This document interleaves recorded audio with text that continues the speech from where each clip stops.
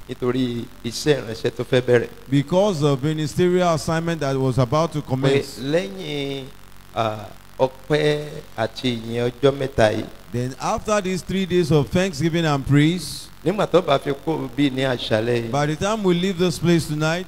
Ẹ̀mí mímọ́ tó máa ràn ọ́ lọ́wọ́. The Holy Spirit will begin to help you. Lórúkọ ti Jésù ó máa kúnnú ayé rẹ. And in Jesus' name you shall be filled with the Holy Ghost. Mọ́ sì mí gbọ́ o. Do not be mistaken. Mi sọ pé lẹ́mìí mímọ́ o, ẹlòmíì lẹ́mìí mímọ́ láàrin wa o. I'm not saying you do not have the Holy Spirit. Some of us already have it. Ṣùgbọ́n sọ kún fún ẹ̀mí mímọ́. But the question is, are you filled with the Holy Spirit? Nǹkan tó wà bẹ́ẹ̀ nìyẹn. That is the question. Mi ti wá sọ àwọn tí ò tiẹ̀ lẹ́mìí mímọ́ rárá. I'm not talking about those that do not even have the Holy Spirit at all. Ṣùgbọ́n tí o bá ní ẹ̀mí mímọ́ ṣùgbọ́n tó tí ì kún fún ẹ̀mí mímọ́. But if you have the Holy Spirit but you are not filled with the Holy Ghost. Ní àṣálẹ́ yìí. Tonight. Ẹ̀mí mímọ́ máa kúnnú rẹ. The Holy Ghost will fill your life. Ọmọ pé ọmọ máa ń kúnnú aláboyún ni. Do you know that the child will fill the womb of the woman by the 9th month? A ti ta síta pátápátá. The womb would have been protruding. Hallelujah. Amen. Ẹlòmíì gan wá wò pé bóyá ìbẹ̀rin ni ó bí nígbà tí gbogbo onú bá ṣe kíni o tó ti shoot out. And some they will think that they will have a quadruplet when the tummy is protruding. Ó dàbí pé ẹni tí fẹ́ bímọ. And some will begin to guess that it's as if this person will put to bed the soonest. Olúwa ti bẹ láàyè ní àṣálẹ́. As the Lord liveth tonight. Bó ṣe wá kọ́ ló ṣe padà lọlé. Amen. You not go back the same way you came tonight. Oore ọ̀fẹ́ láti kún fún ẹ̀mí mímọ́. The grace to be filled with the Spirit of God. Ẹni ìgbà ni máa fi fún ọ ní àṣálẹ́. The one of old will grant unto us. Torí pé ọ nídìí ẹ̀mí mímọ́. Because we need the Holy Ghost. Gbogbo nǹkan tó ń ṣe ń gbà míì nítorí pé ọ̀kún fún ẹ̀mí mímọ́ lọ fi ń ṣe. Some of the things we do sometimes is because we are not filled with the Holy Ghost. Ntọ́pọ̀lọpọ̀ wa ń ṣe ẹran ara. What most of us do, we do it in the flesh. We are not led by the Spirit of God. And those things that you are doing in the flesh, it will be harmful to you and it will not allow you to grow.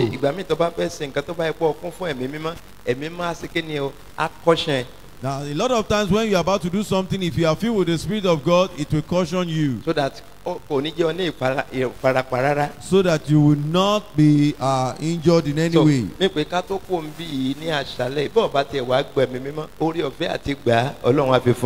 that before we leave here tonight, even if you have not received the Holy Ghost, the grace to receive it, the Lord will grant unto you. Now, by the time you are filled with the Holy Ghost, the anointing will multiply. Hallelujah. Amen. The things you cannot do, you'll be able to do them.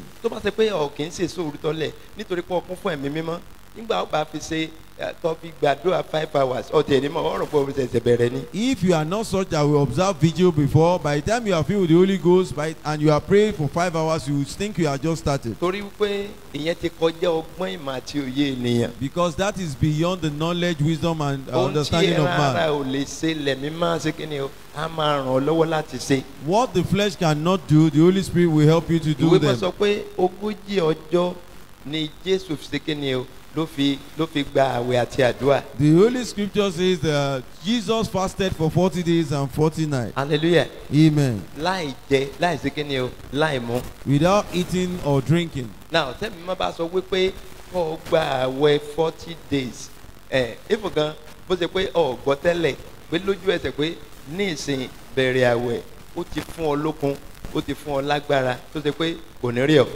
even if the Holy Ghost declared to you that you should embark on 40 days fasting, even though you are not prepared for it, He would have given you the strength and the power to embark on it, and you will not be tired. But if you are going into the fasting with the flesh, you will get tired after some time. Except the Holy Spirit helps you concerning those spiritual things that you want to do, the Holy Spirit can only help you. 60 days. Now, I've once seen somebody that embarked on 60 days fasting and he did not eat or drink. One thing about 40 days where dry, everything. By the time you are back on 40 days, your body would have been dry. Okay, maybe 7 days, maybe 7 days. So by the time it gets to 40 days, that is beyond the flesh. So, but he will still be able to move around. Why is he able to do this? This is because of the power of God.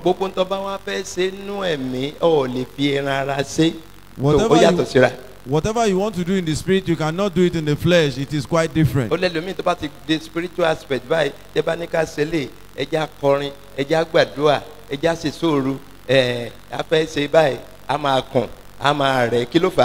and that is why some people, when you are calling on them to have a spiritual exercise, maybe you want to sing praises, you want to observe vigil, they will begin to grumble. What is the reason? It's the flesh. So but when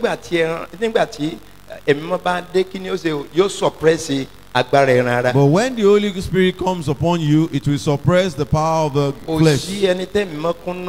There is no such person that the Holy Spirit will fill his life that the flesh will have an impact upon.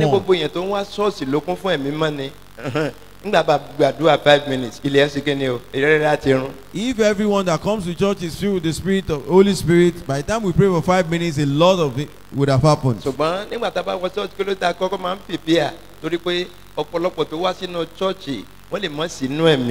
why is it that when we begin to pray, we have to first of all prepare? Because so many people that come to church might not be in the spirit. So that spirit so that we will first of all have to bind and loose so that the spirit can be elevated. I prayed as prayer that in every area where we have been growing weary, the Holy Spirit will touch that point tonight. The spirit of weariness will leave your life, and the Holy Spirit will replace it. Who here believes that the Holy Spirit is coming right into his or her life? After the praise that we have had, the next thing is to have the Holy Ghost. By the time we stand now, we are about to receive the Holy Ghost. And if you can just believe that you will receive it, the Holy Ghost will come upon you. It will be quite funny to you that those things you do in the flesh before, you will not be able to do them again.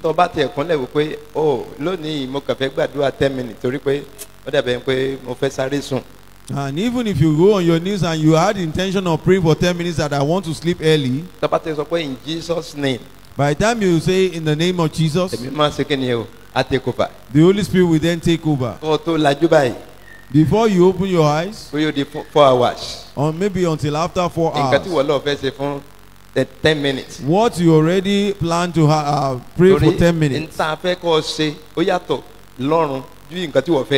Because what you are about to do is different from the way everyone wants you to do it.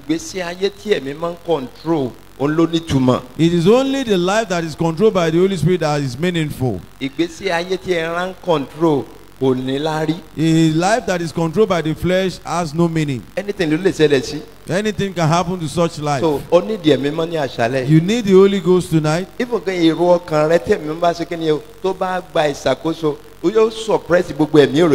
Even your mind or the thought of your mind, by the time the Holy Ghost takes control, it will suppress everything like negative thoughts. When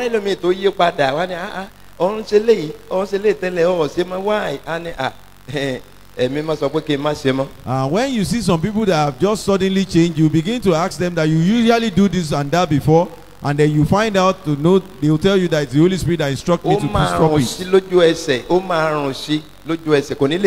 It will be stinking to them to such an extent that you will not engage in it again. We all need to be filled with the Holy Ghost tonight. Do you believe we will be filled with the Holy Ghost? Today is the 4th day of this revival. We are about to receive the power of the Holy Ghost. We are about to ask for the fullness of the Holy Ghost. Hallelujah. Amen. While the apostles are still with Jesus and they are yet to be filled with the Holy Ghost, perfectly. All that they did, they could not do it perfectly. wọ́n gbé aláìsàn kan wá nígbà kan so wọ́n gbàdúrà miracle sí kí ni kò ṣẹlẹ̀. They brought a sick to them and they prayed and prayed, but miracle did not happen. ṣùgbọ́n nígbà tí wọ́n kún fún ẹ̀mí mímọ́. But eventually when they were filled with the Holy Ghost. Pétérù tí yóò lè dúró níwájú èèyàn tẹ́lẹ̀. Peter that could not stand before people before. ìkíní ìgboyà dé. At first boldness came. agbára iṣẹ́ àmì àṣìṣe àyàrùn ó tẹ̀lé. Then the power of signs and wonders followed. ẹni tí ó kì í lè wàásù tẹ́lẹ̀ ó ṣe kí ni agbára ìwàásù ṣe kí ni ó wọnú ayé. The person that would not usually have the courage to preach before, the power to preach then came over him. tó bẹ́ẹ̀ tó ṣe pé gbogbo àwọn tó wà ń bẹ̀ lọ́jọ́ yẹn kì í ṣe kékeré kì í ṣe 1,000 kì í ṣe 2,000 àwọn èèyàn tó fàyè wọn fún Ọlọ́run wọ́n lọ bí 3,000 plus. So to such an extent that the people that were gathered there, not 1,000, not 2,000, the people that are converted to the Lord were over 3,000. ká ló ṣiṣẹ́ yẹn agbára Ọlọ́run. Who did that miracle? It is the power of God. in tó nira fún ọ tẹ́lẹ̀ kò ní nira mọ́. What had been difficult for you before will not be difficult again. nígbà tí ẹ̀mí mímọ́ yìí bó bá ṣe kí ni o tó bá ti dé. By the time the Holy Ghost is come over you, a fẹ́ rìn mímọ́ sínú ayé rẹ̀. the Holy Spirit is about to be sent into your life.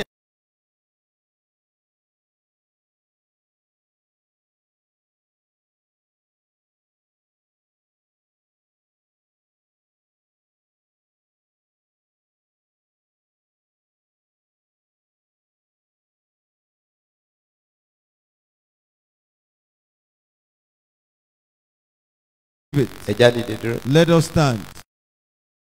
Let us stand. We'll call the name of Jesus 3 times. We will not wait for anyone. If you are not active in the Spirit, there's nothing we can do to that. Call the name of Jesus 3 times. Holy Spirit, come up into my life tonight. That's the first prayer. Holy Spirit, come into my life tonight.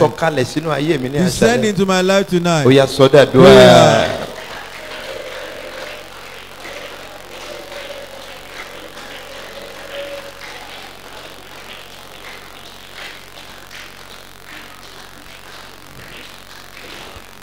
O ní láti ṣe ọkàn rẹ payá torí pé orí ọ̀fẹ́ mi lọ tún ní àṣálẹ́.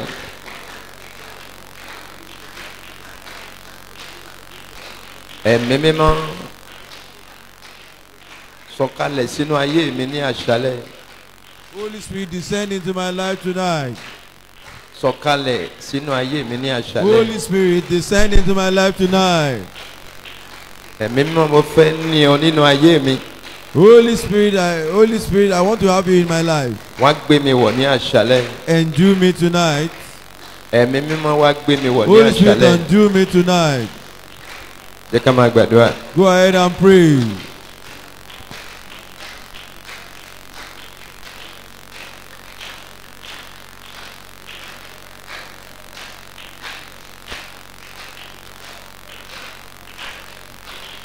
Bọ́ bá ṣe béèrè sí náà ni wàá ṣe kún fún ẹ̀mí mọ́ ní àṣálẹ́. The more you ask, the more you will be filled with the Spirit of God tonight.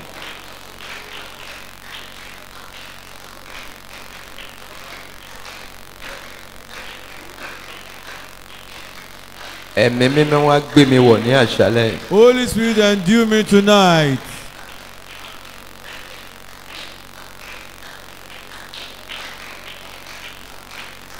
Yes, Olúwa wa. Jesus our Lord.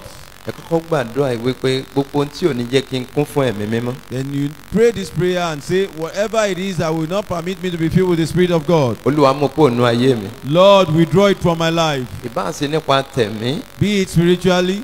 Tàbí nípa ti ara. Or physically. Ohunkóhun tí ò ní jẹ́ kí n kún fún ẹ̀mí mímọ́. Whatever it is that will not allow me to be filled with the Spirit of God. Àkókò ló ń gbogbo láyé. Everything in life is all about time. Ọlọ́run bá fẹ́ fún ọ lórí ọ̀fẹ́ kan tó bá tètè Ọlọ́run kó ṣàánú ni. If the Lord is about to give you a grace but you fail to prepare, may God have mercy. Àwọn kan fẹ́ gbórí ọ̀fẹ́ nìyẹn ní àṣálẹ́. There are some that are about to receive this grace tonight. Gbogbo ohun tí ò ní jẹ́ kí n kún fún ẹ̀mí mímọ́. Whatever it is that will not allow me to be filled with the Spirit of God. Olúwa tì jáde kúrò lára mi. Lord, push it out of my life. Agbára agbára tó fẹ́ tako ẹ̀mí mọ́ náà mi. The forces that want to go against the Holy Spirit in me. Olúwa ṣe ìdájọ́ wọn. Holy Spirit judge them tonight. Mo fẹ́ kẹ́ ẹ kọ́kọ́ dí pẹ̀lú ẹ̀mí yẹn. I want you to first deal with that spirit. Ẹ̀mí tó jókòó síbi tí ẹ̀mí mọ́ yẹ kó jókòó sí. That spirit that is seated where the Holy Spirit is supposed to be seated. Torí pé kò sí ọkàn tó ṣófo. Because there is no heart that is ever empty.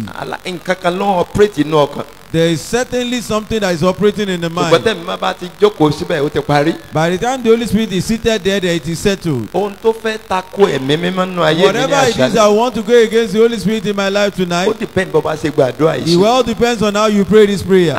Ohun tó fẹ́ tako ẹ̀mí mímọ́ nínú ayé. Whatever it is I want to go against the Holy Spirit in my life. Olúwa tì jáde lára mi. Oh Lord, push it out of my life. Olúwa tì jáde lára mi. Lord, push it out of my life. Ó yá àtẹ̀wọ́ àdúrà. Prayer.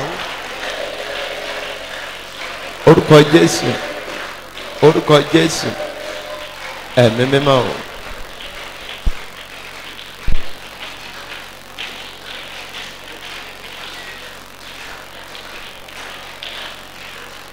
Ohun tó fẹ́ tako ẹ̀mí mímọ́ nínú ayé mi ní àṣálẹ́. Tì í jáde, tì í jáde, tì í jáde, tì í jáde, tì í jáde, tì í jáde. Má gbà, má gbà. Olúwa bá ń tì í jáde. Olúwa bá ń tì í jáde. Olúwa bá ń tì í jáde. Olúwa bá ń tì í jáde.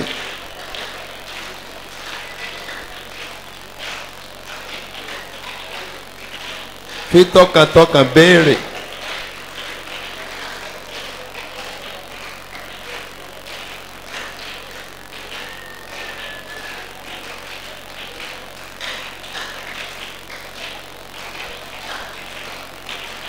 Ohun tó fẹ́ dí ẹ̀mí mọ́ lọ́wọ́ nínú ayé mi. Olúwa bá ń ṣẹ́gun ẹ̀ ní àṣálẹ́.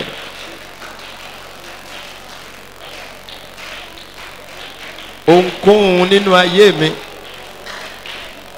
tó fẹ́ ṣe ìdíwọ́ fún ẹ̀mí mímọ́. Whatever it is in my life that want to hinder the Holy Spirit. Agbára Ọlọ́run tì í jáde.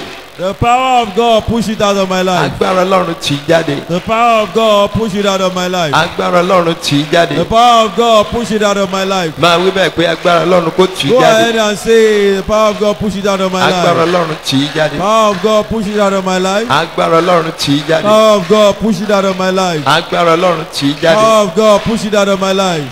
Má gbà, má gbà, má gbà. Go ahead and pray.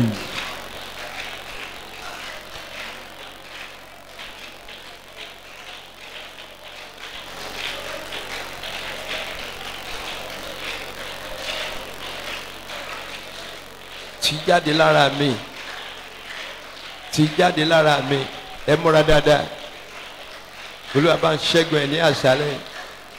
Ẹni tó lè ràn ọ́ lọ́wọ́ nìyẹn ẹ̀mí mímọ́ tó bá ti dé. Ayé rẹ máa lójútùú. Ayé rẹ máa nítumọ̀.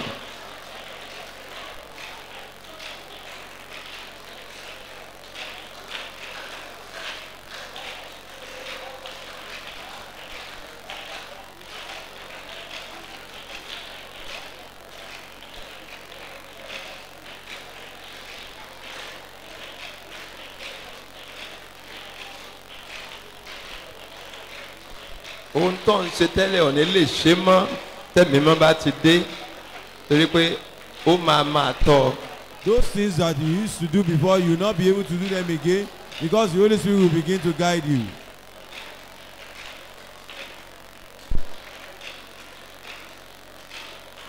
Gbogbo ohun tó fẹ́ dènà ẹ̀mí mímọ́ ní àṣálẹ̀ inú ayé mi. Whatever it is I want to hinder the Holy Spirit tonight in my Bàbá life. ṣàánú mi bá ń ṣẹ́gun ẹ̀ lórúkọ Jésù. Father have mercy on me, conquer it in Jesus' name. Bàbá ṣàánú mi bá ń ṣẹ́gun ẹ̀. Father have mercy on me and conquer it in Jesus' Jẹ́ n rà name. àánú gbà láti gba ẹ̀mí mímọ́. Let me receive mercy to receive the Holy Ghost. Bàbá jẹ́ kí n rà àánú gbà lórúkọ Jésù láti Let gba me ẹ̀mí mímọ́ ní receive mercy to àṣálẹ̀. receive the Holy Ghost tonight. Jẹ́ n rà àánú gbà Let me receive mercy láti gba ẹ̀mí mímọ́. to receive the Holy Ghost Jẹ́ kí n tonight. rà àánú gbà Let me receive mercy láti kún fún ẹ̀mí mímọ́ to ní receive the àṣálẹ̀. Holy Ghost tonight.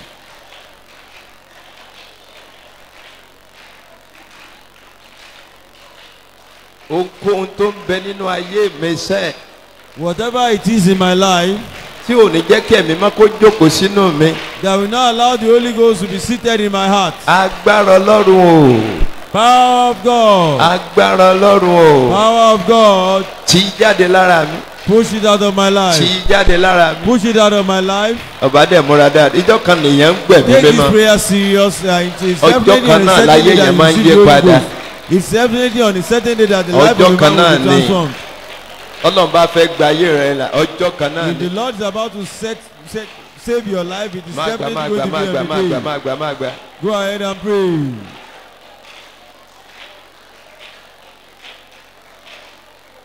Tí jáde, tí jáde, tí jáde, tí jáde, tí jáde, tí jáde. Agbára Ọlọ́run tí jáde lára mi. Gbogbo ohun tí ò ní jẹ́ kí n kún fún ẹ̀mí mọ́ ní àṣálẹ́ yìí. Agbára Ọlọ́run tí jáde, tí jáde, tí jáde, tí jáde, tí jáde, tí jáde, tí jáde. Yes. Ìsìn tí ẹ̀mí mọ́ ní ti àṣálẹ́ yìí. Kò wá ní ìdíbí. Kò wá ní ìdíbí. Múra dáadáa. Yes. A fẹ́ fún àwọn kan lẹ́mìí mímọ́. Máa gbàdúrà, máa gbàdúrà.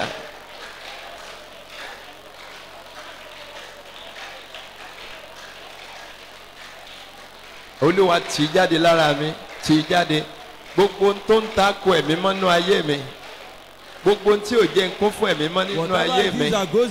Olúwa bá wí, Olúwa bá wí, Olúwa bá wí, Olúwa bá wí, Olúwa bá wí, ẹ̀mí mọ́ bá wí, tì jáde, tì jáde, tì jáde, tì jáde. Agbára tó ń disturb ẹ̀mí mọ́ nínú ayé mi. The forces that are disturbing the Holy Spirit. Agbára tí ò jẹ́ nkún fún ẹ̀mí mímọ́. Those forces that has not allowed me to be filled with the Holy Ghost. Olúwa ṣe ìdájọ́ wọn. The Holy Spirit judge them tonight. Olúwa ṣe ìdájọ́ wọn. Holy Spirit judge them tonight. Bàbá ṣe ìdájọ́ wọn. Father judge Bàbá them ṣe tonight. ìdájọ́ wọn. Father judge them Bàbá tonight. ṣe ìdájọ́ wọn. Father judge them tonight. Gbogbo tí ò jẹ́ nkún fún ẹ̀mí mímọ́. Whatever it is that will not allow me to be filled with the Spirit Gbogbo of tó ń God. disturb mi látijọ́ yìí. Whatever it is that has disturbed me all Tí ò this jẹ́ kí while. agbára ẹ̀mí mímọ́ kó gbà lé mi. That never allow the power of Holy Ghost to come upon me. Olúwa ṣe ìdájọ́ wọn. Holy Spirit judge them tonight. Bàbá ṣe ìdájọ́ wọn. Father judge them Lórúkọ tonight. Jésù bàbá ṣe ìdájọ́ In wọn. Jesus' name, Father, judge them Lórúkọ tonight. Jésù bàbá ṣe ìdájọ́ In wọn. Jesus' name, Father, judge Lórúkọ them Jésù tonight. bàbá ṣe ìdájọ́ In wọn. Jesus' name, Father, judge Ní them àṣálẹ́ tonight. yìí bàbá ṣe ìdájọ́ Tonight, wọn. Lord, Father, Ẹ múra, ẹ múra, ẹ múra, ẹ múra, Come akẹ́lẹ̀ bá ẹ̀mí on, mímọ́. pray.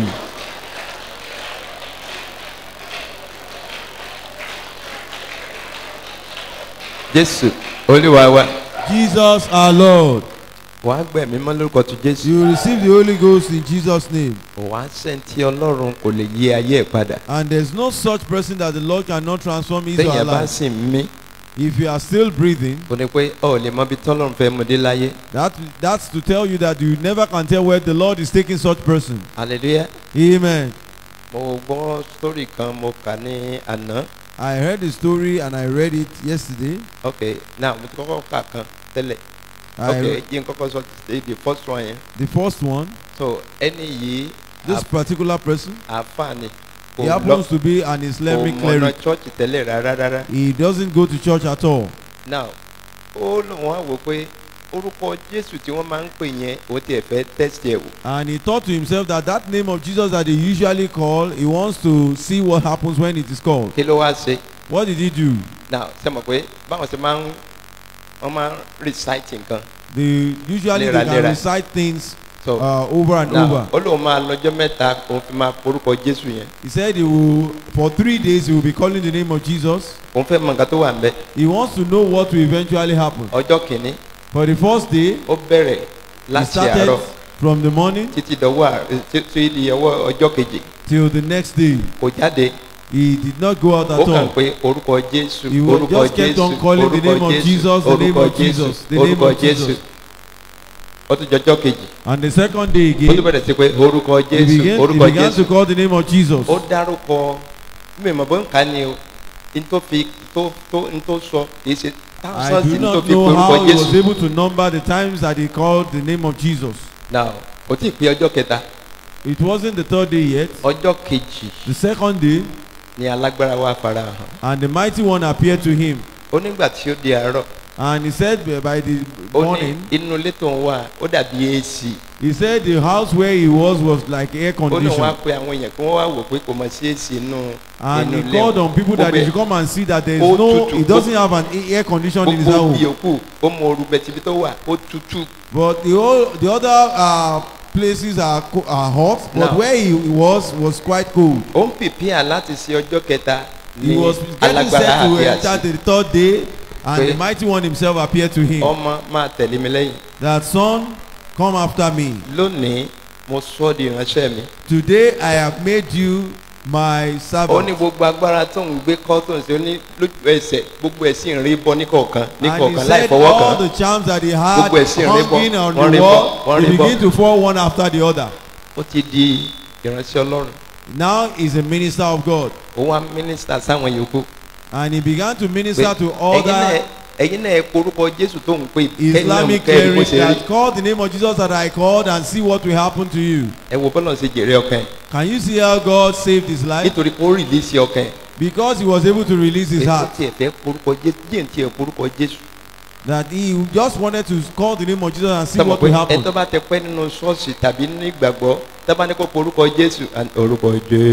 somebody that has been in the faith for so long, and he has been in church for some time, and he has to call the name of Jesus, he will call it stylishly. He has been calling it for some time. And that is how we usually do. If you have been doing something over and over, you will not realize that it can be so powerful. Hallelujah. And then when we shout the hallelujah that we usually shout, some of us will not realize that we are doing a very powerful thing. Because we have been calling it for so long, and then we will just turn it to a habit.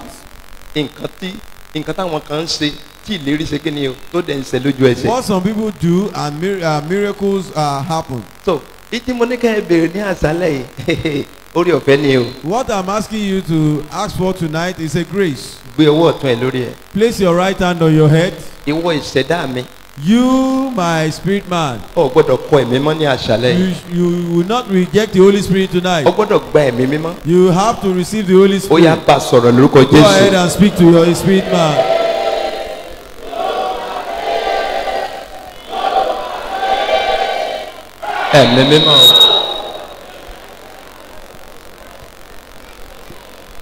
Máa bọ́ lọ́run sọ̀rọ̀, máa bọ́ lọ́run sọ̀rọ̀.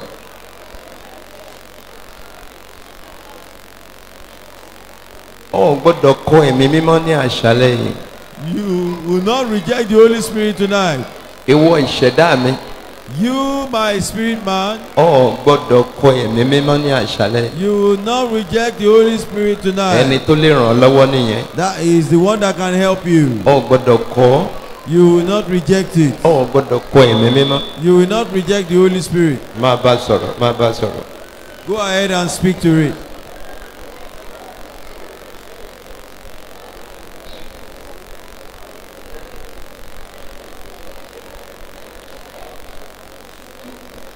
Ó gbọ́dọ̀ kọ̀ ẹ̀mí mímọ́. You will not reject the Holy Spirit. Gba ẹ̀mí mímọ́, máa bá sọ̀rọ̀ pé gba ẹ̀mí mímọ́. Receive the Holy Spirit and declare to your spirit man that receive the Holy Spirit. Gba ẹ̀mí mímọ́, gba ẹ̀mí mímọ́. In Jesus' name, receive the Holy Spirit. Ṣí ọkàn rẹ payá, ṣí ọkàn rẹ payá. Open up your mind.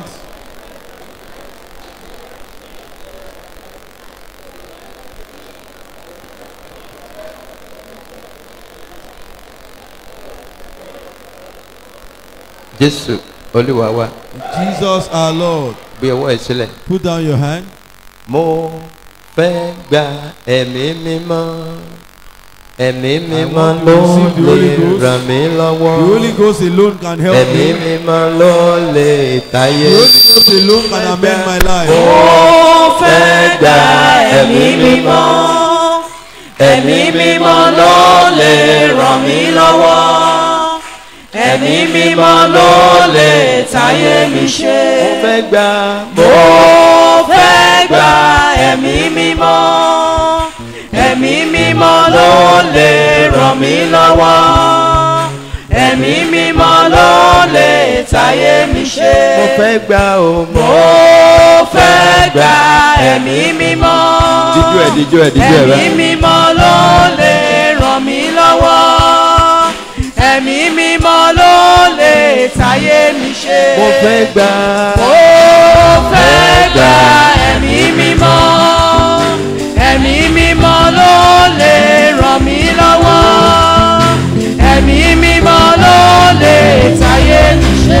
fẹ́ gbà ó mo fẹ́ gbà ẹ̀mí mímọ́.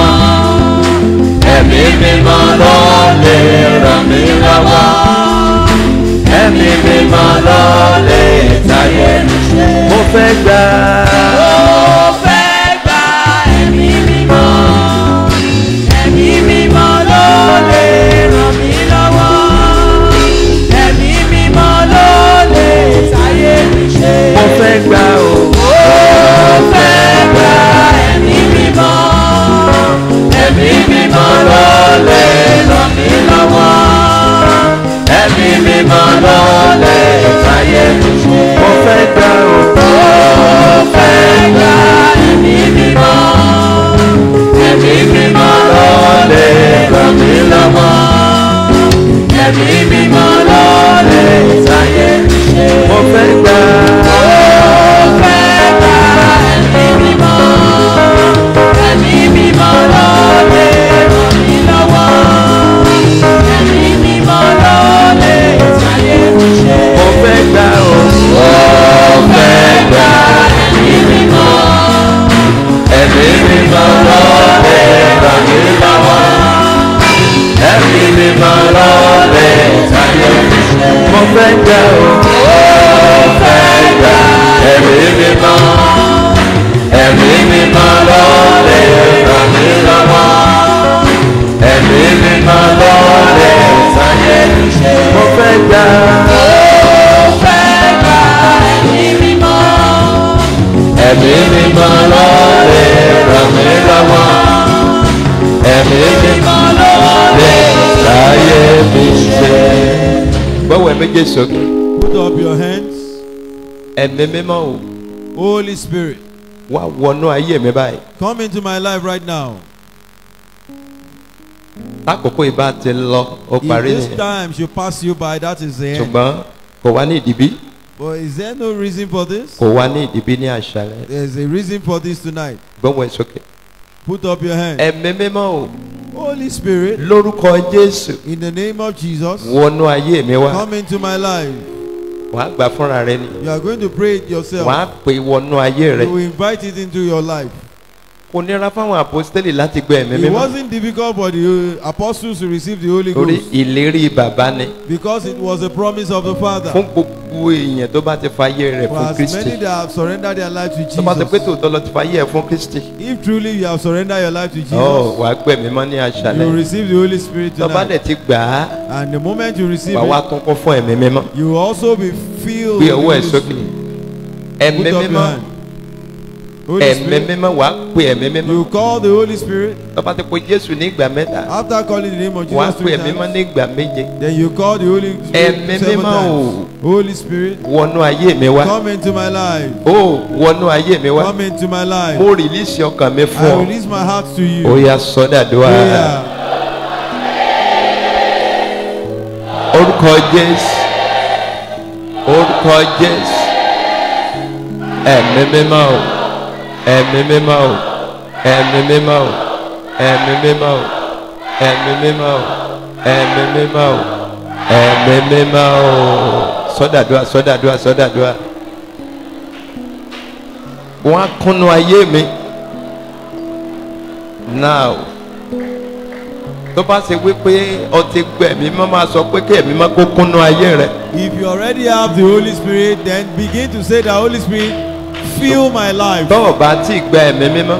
If you are yet to receive it, máa sọ pé ẹ̀mí mímọ́ wọnú ayé mi wá. then say, Holy Spirit, come into my life. Ẹ̀mí mímọ́ wọnú ayé mi. Holy Spirit, come into my life. Oh, you release ọkàn rẹ, release ọkàn. Release your heart at this time. Ẹ̀mí mímọ́ wọnú ayé mi wá. Holy Spirit, come into my life. Ẹ̀mí mímọ́ wọnú ayé mi wá. Holy Spirit, come into my life. Ẹ̀mí mímọ́ wọnú ayé mi Holy wá. Spirit, come into my life. Ẹ̀mí mímọ́ wọnú ayé mi wá. Holy Spirit, come into my Ẹ̀mí life. mímọ́ wọnú ayé mi wá. Holy Spirit, come into my Ẹ̀mí life. mímọ́ wọnú ayé mi wá. Holy Spirit, come into my life. Ẹ̀mí mímọ́ wọnú ayé mi wá. Holy Spirit, come into my life. Ẹ pé ẹ̀mí mímọ́ sọ̀kalẹ̀. Invite the Holy Spirit, Ó wọnú ayé yín.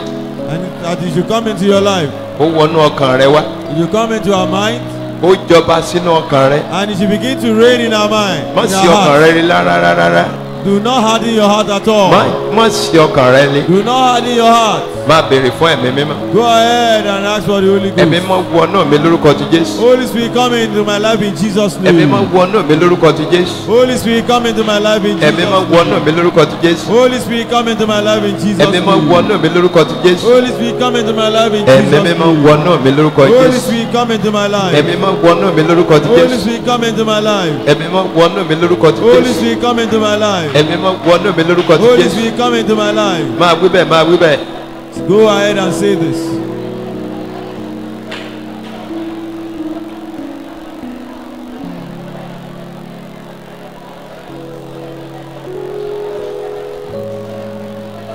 Wọnú mi, wọnú mi, wọnú mi, wọnú mi.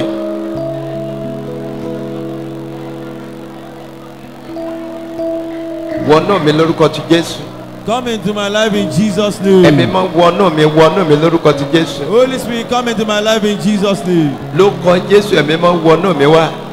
In Jesus' name, Holy Spirit come into my Lórúkọ life. Jésù ẹ̀mí mímọ́ wọnú mi wá. In Jesus' name, Holy Spirit come into my life. Sọ̀kalẹ̀ sínú ọkàn mi. Descend into my Sọ̀kalẹ̀ heart. sínú ọkàn mi. Descend into my Sọ̀kalẹ̀ heart. sínú ọkàn mi. Descend into my Sọ̀kalẹ̀ heart. sínú ọkàn mi. Descend into my heart. Sọ̀kalẹ̀ sínú ọkàn mi. Descend into my heart. Oh yes, oh yes.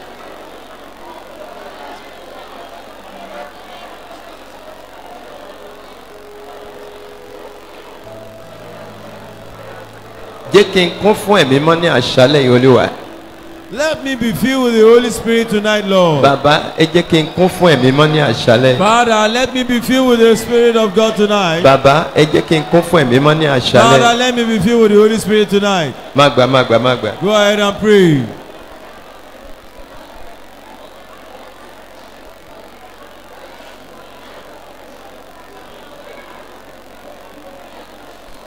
Àmì ìfòròyìn ẹ̀mí mímọ́ Olúwa dà lé mi lórí. The anointing of the Holy Spirit, Lord, release upon my life. Àmì ìfòròyìn ẹ̀mí mímọ́ Olúwa dà lé mi lórí. The anointing of the Holy Spirit, Lord, release upon my life. Àmì ìfòròyìn ẹ̀mí mímọ́ Olúwa dà lé mi lórí ní Lord, the àṣálẹ̀. anointing of the Holy Spirit, release upon my life tonight.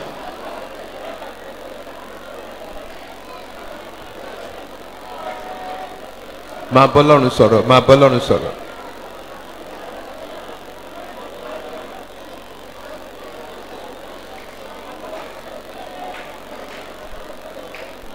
Jésù Olúwa wa.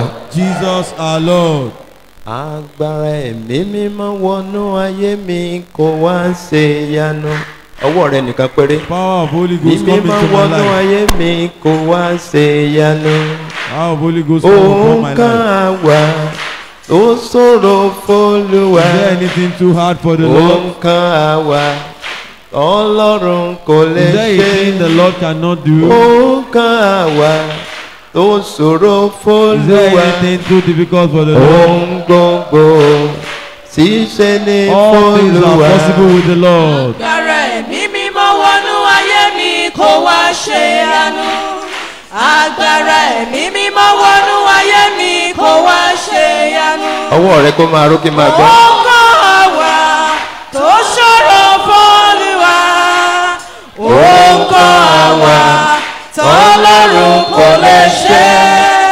Ó kàn wá tó ṣòro f'Olúwa. Ohun gbogbo ṣíṣe ní f'Olúwa. Agbára ẹ̀mí mímọ́ wọnú ayé mi kó wá ṣe ìyanu. Agbára ẹ̀mí mímọ́ wọnú ayé mi kó wá ṣe ìyanu. Òun kàn wá tó ṣòro f'Olúwa. Òun kàn wá tọ́lọ́run kò lè ṣe. Òun kàn wá tó ṣòro f'Olúwa. Ohun gbogbo ṣíṣe ní f'Olúwa. Agbára ẹ̀mí mímọ́ wọnú ayé mi kó wá ṣe ìyanu. Agbára ẹ̀mí mímọ́ wọnú ayé mi kó wá ṣe ìyanu. Òun kàn wá tó ṣòro f'Olúwa. Òun kàn wá tọ́lọ́run kò lè ṣe. Òun kàn wá tó ṣòro f'Olúwa. Ohun gbogbo ṣíṣe ní f'Olúwa. ohun gbogbo ṣiṣẹ́ ní f'Olúwa. Ohun gbogbo ṣiṣẹ́ ní f'Olúwa. Ohun gbogbo ṣiṣẹ́ ní f'Olúwa. Ohun gbogbo ṣiṣẹ́ ní f'Olúwa. Ohun gbogbo ṣiṣẹ́ ní f'Olúwa. Ohun gbogbo ṣiṣẹ́ ní f'Olúwa. Mo ní ohun gbogbo ṣiṣẹ́ ní f'Olúwa.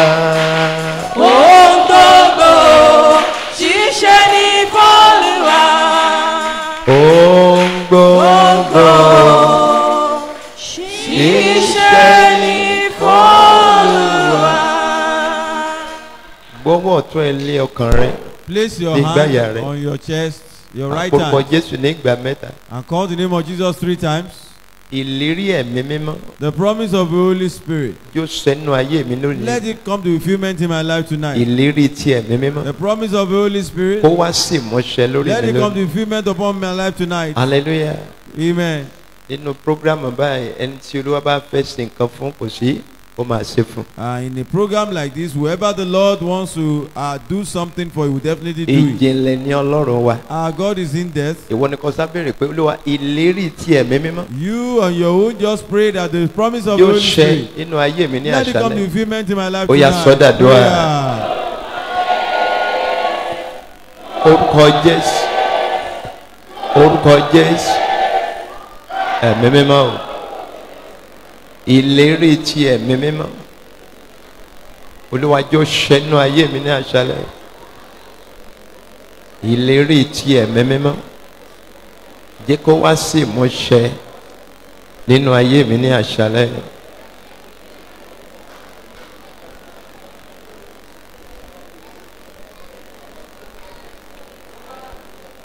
Ìlérí ti ẹ̀mí mímọ́. Promise of the Holy Spirit. Bọ́wọ́ ẹ lé ìgbàyà rẹ. Place your right hand on your chest. Ìlérí ti ẹ̀mí mímọ́. The promise of the Holy Spirit. Jẹ́ kó ṣẹ nínú ayé mi ní àṣálẹ́. Let it be fulfilled in my life tonight. Ó ti ṣẹ nínú ayé àwọn kan. Let it be. It has come to fulfillment in the life of some Baba, people. àkókò tèmi lélẹ́yìí. Father, this is my own time. Jẹ́ kí ìlérí ti ẹ̀mí mímọ́. Let the promise of the Holy Ghost. Ẹ jẹ́ kó ṣẹ nínú ayé tèmi náà. Let it be fulfilled in my life also.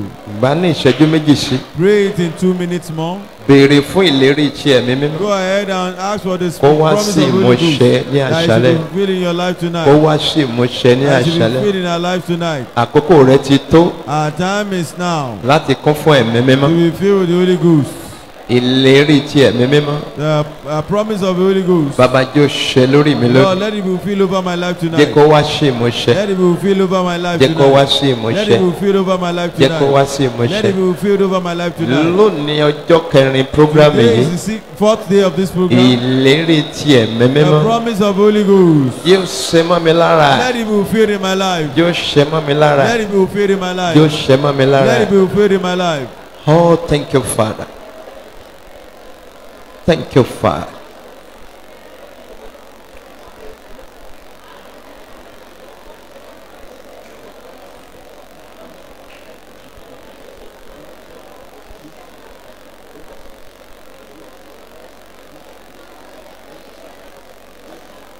Má gbà, ó kù ìṣẹ́jú kan péré.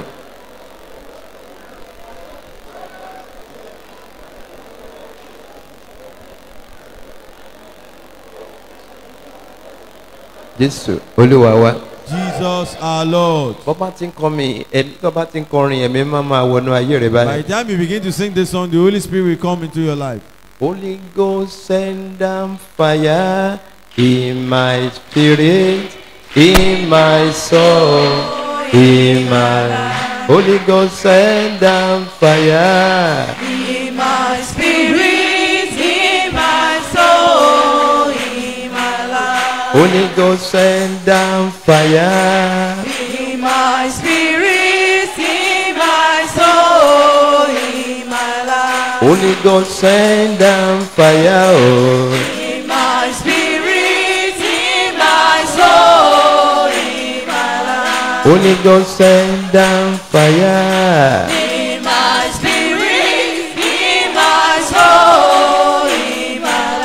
Holy Ghost send down fire. In my spirit, in my soul, in my life. Holy Ghost send down fire. In my spirit, in my soul, in my life. Holy Ghost send down fire. In my spirit, in my soul, in my life. Holy Ghost send down fire. Oh. In my spirit, in my soul, Hey. in my life. Holy Ghost send down fire. In my spirit, in my soul, in my life. Holy Ghost send down fire. In my spirit, in my soul, in my life. Holy Ghost send down fire. In my spirit, in my soul, in my life. Holy Ghost send down fire. In my spirit, in my soul, in my life. Holy Ghost fire. Holy Ghost Fire, Holy Ghost fire, Holy Ghost fire, Holy Ghost fire, Holy Ghost fire, Holy Ghost fire, Holy Ghost fire, Holy Ghost fire, Holy Ghost fire, Holy Ghost fire, Holy Ghost fire, Holy Ghost fire, Holy Ghost fire, Holy Ghost fire, Holy Ghost fire, Holy Ghost fire, Holy Ghost fire, Holy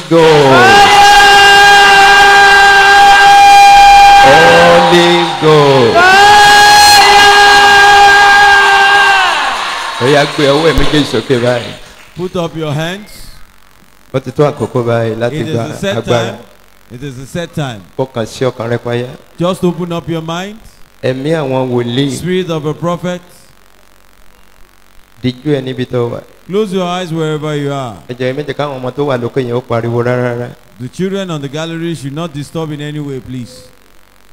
Bàbá mo dúpẹ́ fún àkókò yìí. Father, I thank you for this time. Mo fọpẹ́ àti ògo fún. I give thanks and glory to you. Bó yin ológun nítorí pé ẹ yí padà. I glorify you for you changed it not. Ẹ ṣé púpọ̀. Thank you so much. Mo bọlá fún ọ, mo fi yìn fún. I honor you. I give praise to you. Ògo ni fún orúkọ mímọ́ yìí. Glory be to your holy name. Bàbá mi o. My Father, Iyejú àwọn tí ẹ ti pinnu fún ní àṣálẹ́. as many that you have proposed concerning their life tonight, Láti kún fún ẹ̀mí mímọ́. to be filled with the Spirit of God. Bí mo ṣe ń gbàdúrà yìí. As I am praying, Mo fi ìpè Ọlọ́run lórí mi gbàdúrà fún rẹ I pray níbẹ̀. by the calling of God upon me for the Ó present. yá gba agbára ẹ̀mí mímọ́. Receive the power of Holy Ghost. Amen.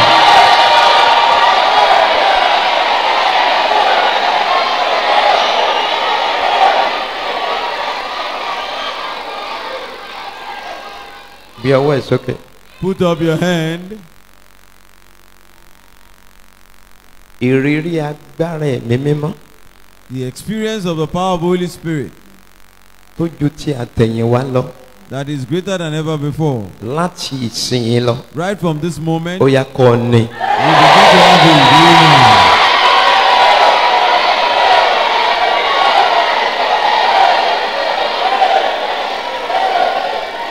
Bàbá gbogbo èèyàn tó wà níbí ní àṣálẹ́ yìí. Father, everyone here tonight, Àwọn tó ti gbẹ ẹ̀mí mímọ́.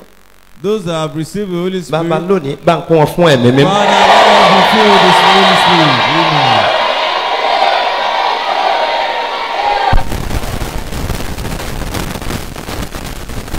Bàbá Father, àwọn tó ti gba ẹ̀mí mímọ́. for those that have received the Holy Spirit, Ṣùgbọ́n tó dàbí ẹni wípé wọn ò rí àmì wọn mọ́. but it's as if they can no longer see their sign any longer. Ó ti tó àkókò báyìí. It is a set time. Ó ti tó àkókò báyìí. It is a set time. Ó ti tó àkókò It báyìí. is a set time. Ẹ̀kúnrẹ́rẹ́ ẹ̀mí mímọ́. The fullness of the Holy Ó yá Ghost kó bà lé ọ. come over you. Amen.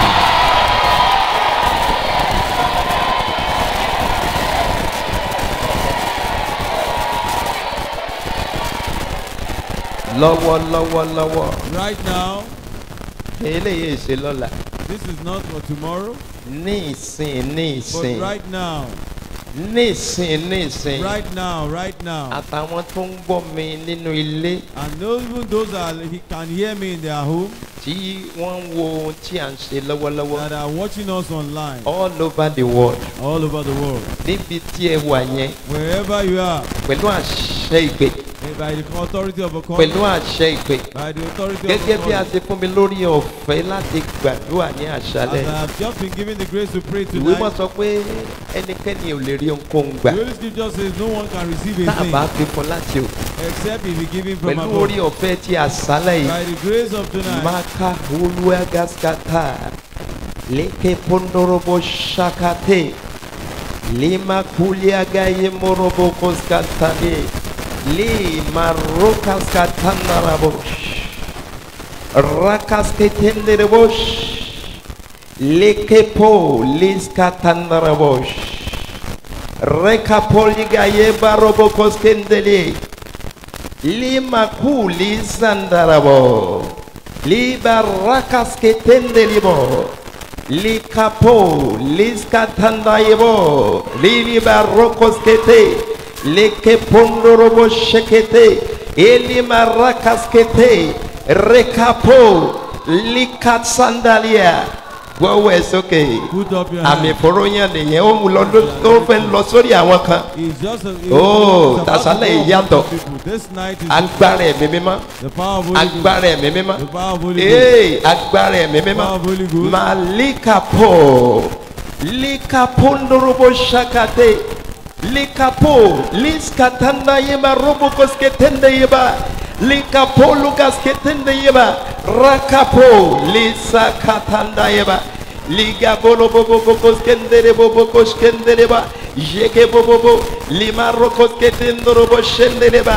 Leke pondo bokos kendereba. Li pulika santalia. Liba kondorobosh. Legebo libakus kantalie. Egle momomomos kembolobo. Jenama polikas katandali. Yimakulia. Li puli silia. Katenda yilia. Katundorobo koshendalia. Li pulis katende yiba rokaskelia. Ilẹ̀kùn ẹ̀mí mímọ́. Oh God. Ilẹ̀kùn ẹ̀mí mímọ́. Ó yá kó ṣí fún yín lórúkọ Jésù.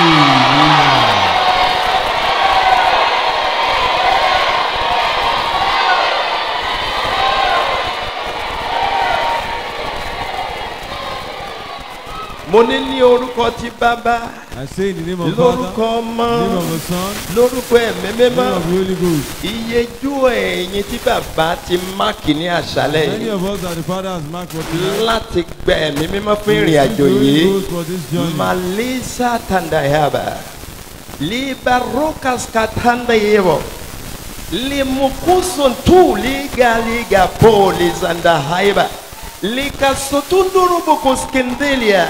Rakas katanda yeba rokes kente. Limakulia gayeba rokas kendelia. Rapolis kantaligaba. Yema polikas katende yeba rokas kendelia. Mo ní ìṣẹ́jú yìí. At this minute, Mo fi àṣẹ ìpè wí.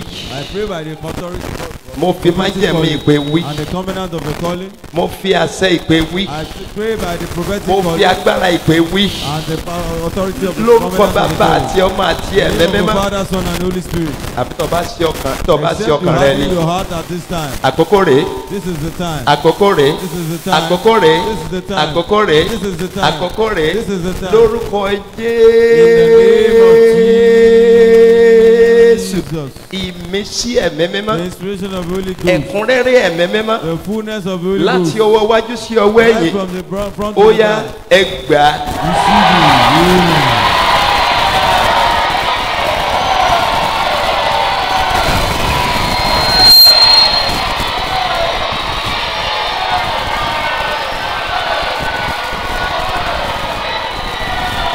That's right.